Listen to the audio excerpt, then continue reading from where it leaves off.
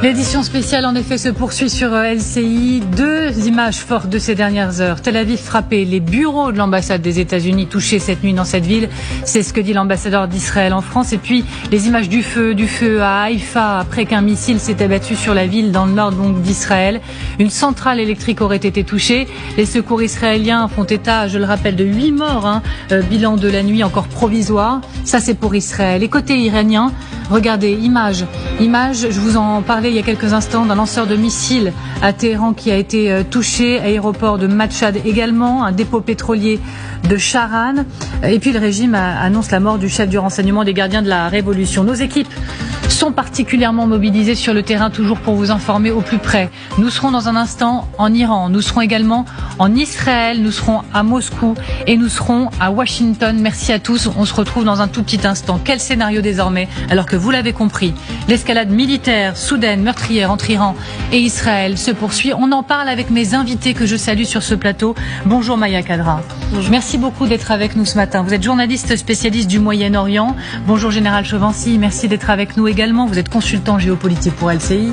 Bonjour à vous Bruno Combi, merci beaucoup d'être avec nous, polytechnicien, ingénieur en génie nucléaire. De nombreuses inquiétudes concernant votre dossier bien évidemment. Et puis Xavier de Giacomoni bien évidemment sur ce plateau, qui connaît ce terrain par cœur. Vous êtes éditorialiste international pour LCI.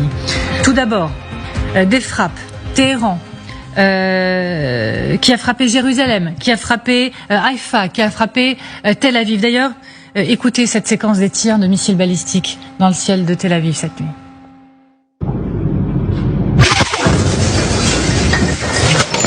Oh, yo, הלך הבניין. Yo.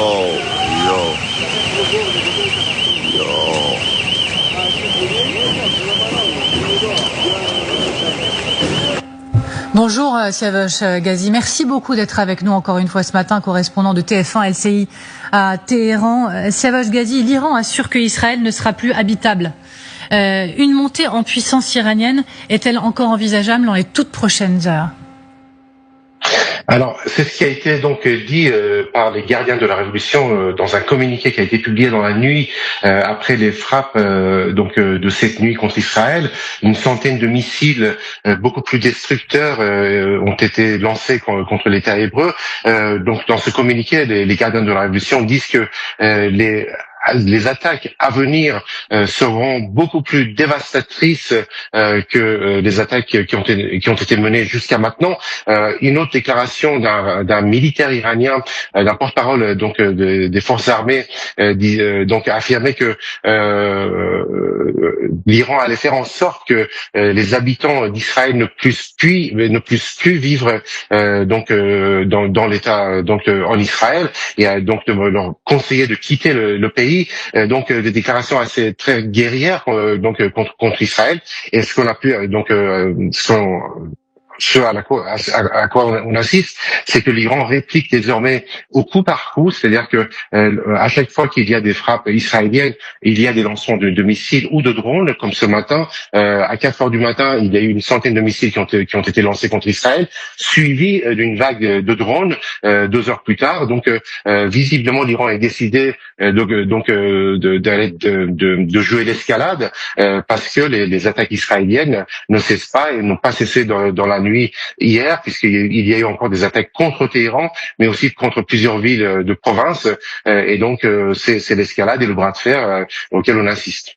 Merci beaucoup Siavash Ghazi, précieux de vous entendre bien sûr depuis Téhéran. On se retrouve un tout petit peu plus tard dans cette émission. L'Iran ne s'annonce pas vaincu. L'Iran ne s'annonce pas vaincu. Ce qu'on a du mal peut-être nous à évaluer, c'est la réalité de la force de frappe iranienne dans les prochaines heures. On vous représente l'armement iranien pour qu'on ait bien en tête les détails techniques qui n'en sont pas d'ailleurs en réalité. Général, l'Iran a les moyens de ne pas s'annoncer vaincu ? Pas tout de suite. Elle a encore un peu de temps devant elle.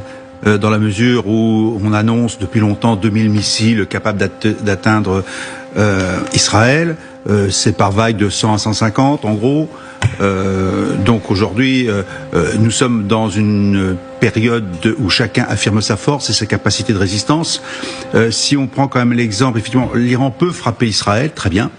Maintenant, si on reprend la